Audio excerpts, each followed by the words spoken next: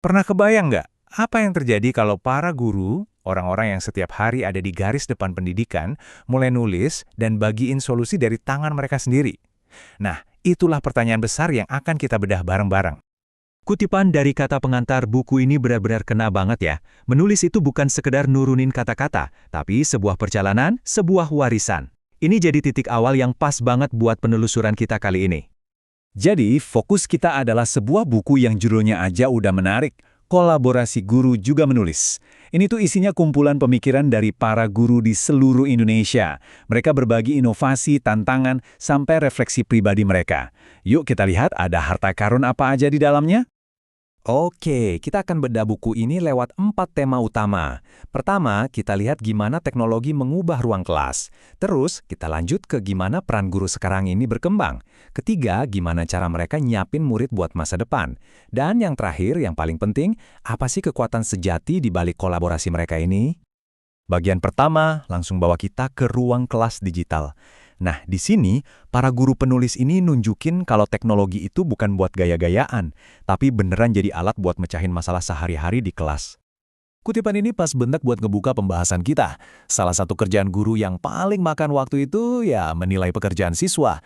Dan yang menarik adalah gimana teknologi bisa mengubah proses ini secara total. Dan dampaknya? Luar biasa, seperti yang bisa kita lihat di sini. Bastian Sahminan nulis tentang gimana aplikasi kayak Zipgrade mengubah segalanya. Coba bayangin, kerjaan ngoreksi yang tadinya bisa berjam-jam, sekarang kelar dalam hitungan menit. Ini bukan cuma soal efisiensi waktu loh, tapi soal ngasih feedback ke siswa, jadi jauh lebih cepat dan akurat. Oke, jadi teknologi bisa bantu ngurusin siswa, itu jelas. Tapi pertanyaannya sekarang, gimana caranya teknologi bisa memberdayakan guru itu sendiri? Biar mereka bisa jadi pencipta dan bisa berbagi ilmu mereka ke lebih banyak orang. Salah satu jawabannya ternyata cukup simpel. Ngeblog. Seperti yang dijelasin di buku ini, blog itu bukan cuma catatan harian online. Buat seorang guru, blog itu bisa jadi platform buat berbagi, buat nyimpan karya-karya inovatif mereka, bahkan jadi tempat buat aktualisasi diri. Ini semacam pengembangan diri yang mereka setir sendiri. Dan puncaknya di sini nih, nggak cuma ngeblog, guru sekarang bahkan jadi pengembang aplikasi. Tari Parnababan cerita soal Kodular, sebuah platform yang bikin siapa aja, termasuk guru, bisa bikin aplikasi sendiri tanpa perlu ngoding. Ini nunjukin level inovasi dari bawah yang gila sih, keren banget. Semua inovasi tadi itu nunjukin kalau peran guru zaman sekarang itu udah berkembang jauh banget. Gak cuma sekedar ngajar di kelas, tapi juga soal gimana caranya bertahan di sistem birokrasi, terus bertumbuh secara pribadi, dan jadi sumber inspirasi. Nah, ini dia realitasnya. Salah satu tantangan yang dihadapi guru adalah sistem kenaikan pangkat yang kadang rumit. Jadi, ini bukan cuma soal jadi pengajar yang hebat, tapi ada sistem yang juga harus mereka pahami. Dan sistem itu namanya angka kredit. Gampangnya, ini tuh semacam skor birokrasi yang ngukur berbagai aspek kerjaan guru buat nentuin mereka layak naik pangkat atau enggak.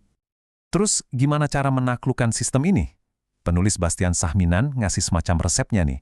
Intinya adalah jadi proaktif, pahami aturannya, kumpulin bukti-bukti karya kita, kenali kekuatan dan kelemahan diri, baru deh kita bikin rencana strategis buat pengembangan diri. Ini soal ngambil kendali atas karir kita sendiri. Tapi kan jadi guru itu bukan cuma soal ngejar angka kredit ya. Yang paling penting justru dampak manusianya. Nah, sekarang kita lihat sisi inspirasional dari profesi ini. Di sini, Tayas Arista ngegambarin klasifikasi yang jelas banget. Ada yang cuma ngasih tahu, ada yang ngejelasin, ada yang ngasih contoh. Tapi lompatan terbesarnya adalah jadi guru yang hebat. Mereka yang menginspirasi. Mereka tuh nggak cuma transfer informasi, tapi mereka nyalain api semangat belajar di dalam diri siswa. Nah, itu dia tujuannya. Ngomongin soal menginspirasi, ini nyambung banget ke bagian kita yang ketiga. Guru-guru ini sadar banget tugas mereka bukan cuma ngajarin mata pelajaran, tapi juga nyiapin siswa buat menghadapi tantangan hidup di dunia modern yang super kompleks. Di sepanjang buku ini, kerasa banget ada satu benang merah yang kuat. Kepedulian yang tulus buat masa depan para siswa.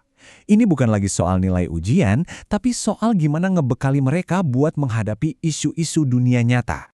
Contohnya nih, Ibnu Aditya Saputra ngebahas tantangan yang relevan banget buat remaja Indonesia sekarang, yaitu memahami ideologi Pancasila. Mereka itu kan dihajar dari berbagai sisi, mulai dari budaya asing, krisis identitas, sampai tekanan teman sebaya, yang bikin konsep ini jadi terasa jauh dan abstrak.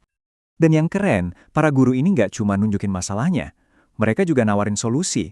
Biar konsep kayak demokrasi itu nggak cuma teori, mereka nyaranin strategi praktis ini. Jadikan sekolah itu laboratorium kecil buat belajar jadi warga negara yang aktif. Oke, sekarang coba kita tarik mundur sedikit dan lihat gambaran besarnya. Apa sih arti sesungguhnya dari buku yang ditulis bareng-bareng kayak gini? Poin utamanya adalah, kita nggak cuma lihat ide-ide perorangan di sini, karena waktu semua ide ini dikumpulin jadi satu, ada sesuatu yang jauh lebih besar yang terbentuk. Nah, ini dia intinya. Buku ini sendiri adalah sebuah aksi kolaborasi. Ini adalah bukti nyata dari gerakan para guru yang ngambil alih cerita mereka sendiri, berbagi solusi, dan bareng-bareng dorong profesi mereka jadi lebih baik. Ini inovasi yang lahir langsung dari lapangan. Kita tutup penelusuran kita dengan kutipan yang juga ada di buku ini. Ini ngingetin kita bahwa saat para guru ini menulis, mereka nggak cuma berbagi ide buat sekarang. Mereka menciptakan sebuah warisan ilmu yang akan terus hidup, bahkan lama setelah mereka tiada. Dan ini ninggalin kita dengan satu pertanyaan buat direnungkan.